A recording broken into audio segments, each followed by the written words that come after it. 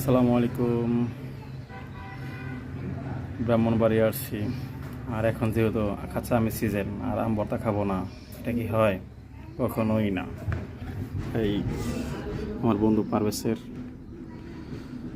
আত্মীয় আম ভর্তা বানিয়ে দিছে, তো এখন খাবো। দুপুর এখন 12টা, 12:15 প্রচণ্ড রোদ। এখনই খুব সুন্দর একটা সময় ভর্তাটা খাওয়া, মানে সেই। তো যারা মিস করবেন ব্রাহ্মণবাড়িয়া চলে আসেন, সবার দাওয়াত আম ভর্তা। ভালো থাকেন, আল্লাহ হাফেজ। সেই স্বাদ বলা বোঝা যাবে, ভাষা প্রকাশ করা যাবে না।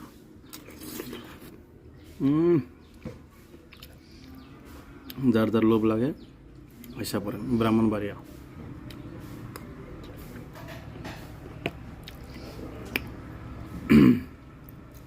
রেখে দিই, ভালো থাকেন।